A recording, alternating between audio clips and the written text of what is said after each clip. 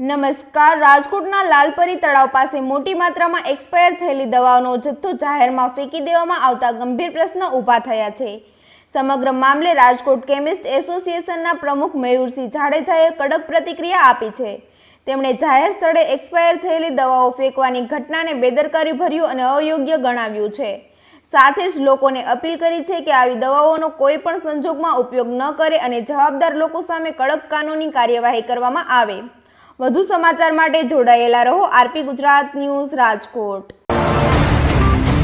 Mayursinh Jadeja, chemist association Rajkot president અને all India chemist and druggist એસોસિએશનના vice president તરીકે ફરજ બજાવું છું। શું કહેશો, આજે લાલપરી તળાવેથી એક મોટી એક્સપાયરી ડેટનો જથ્થો મળ્યો? મારા પણ ધ્યાનમાં હાલમાં જ આવેલું છે કે વિડીયો મેં જોયેલો, જે રીતના આપના માધ્યમથી તે ન્યૂઝના માધ્યમથી મને જાણ થઈ કે આવી રીતના એક દવાનો જથ્થો, એક્સપાયરી દવાઓનો જથ્થો જે ફેંકવામાં આવેલો છે, એ ખૂબ જ ગંભીર પરિસ્થિતિ છે।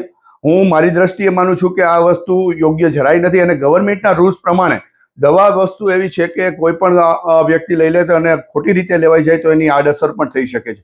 તો દવા આ જે એક્સપાયરીનો જથ્થો ફેંકવામાં આવેલો છે એ મારી દ્રષ્ટિએ જરાય યોગ્ય નથી। ગવર્મેન્ટનો રૂલ્સ પ્રમાણે અને કાયદાકીય પણ પગલાં લઈ શકાય છે। ફૂડ એન્ડ ડ્રગ ડિપાર્ટમેન્ટે આમાં તપાસ ઊંડી રીતે કરવી જોઈએ।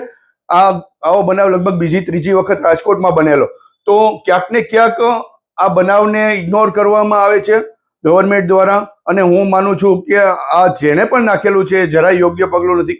કારણ કે આ જે જગ્યાએ દવા નાખવામાં આવેલી છે એ જગ્યાએ જનાવર પણ હોય છે, ગાય હોય, બકરી હોય, કોઈ નાના જનાવર હોય, તો એના જનાવર દ્વારા જો આ દવા ખાઈ જવામાં આવે તો એની ગંભીર પરિસ્થિતિ અને ગંભીર વસ્તુ ઊભી થઈ શકે છે।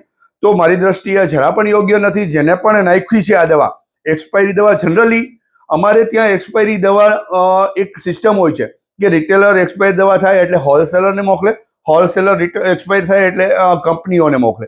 તો કંપનીઓને મોકલાવ્યા પછી એમનો જે નાશ કરવામાં આવે છે એની એક આખી પ્રોસિજર છે। આ સિસ્ટમથી વર્ક થતું હોય છે। તો ક્યાંક ને ક્યાંક જે અત્યારે દવા ફેંકવામાં આવેલી છે, મને જોતા એવું લાગે છે કે કોઈ મેડિકલ સ્ટોર બંધ કરેલો હોય, એમના દ્વારા આ દવા ફેંકવામાં ત્યાં આવેલી હોય એવું લાગી રહ્યું છે। આના હકીકતમાં નિયમ તો છે કે પાછી દેવાની છે, પણ જો નિયમનો ઉલ્લંઘન થાય તો કઈ રીતના પગલાં લેવામાં આવતા હોય છે? ફૂડ એન્ડ ડ્રગ ડિપાર્ટમેન્ટ દ્વારા એમાં કાયદાકીય પગલાં લેવામાં આવતા હોય છે અને દંડ પણ કરવામાં આવતો હોય છે।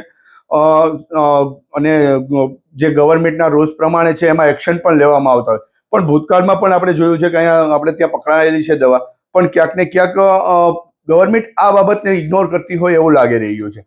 મારી દ્રષ્ટિએ આપણી ગવર્મેન્ટ એટલી સક્ષમ છે કે ગુનેગારો કોઈ પણ હોય એને પકડી શકે છે। તો આ ગુનો જેને પણ કર્યો છે આ ખૂબ જ ખરાબ કૃત્ય છે। મારી દ્રષ્ટિએ આવી રીતના દવા ફેંકવી એ જરા પણ યોગ્ય નથી। તો આ જે કૃત્ય, જેને આ કૃત્ય કરેલું છે એની વિરુદ્ધમાં ગુનો નોંધાવવો જોઈએ અને તપાસ થવી જોઈએ અને જે કોઈ ગુનેગાર છે એની વિરુદ્ધમાં કડકમાં કડક પગલાં લેવાવા જોઈએ।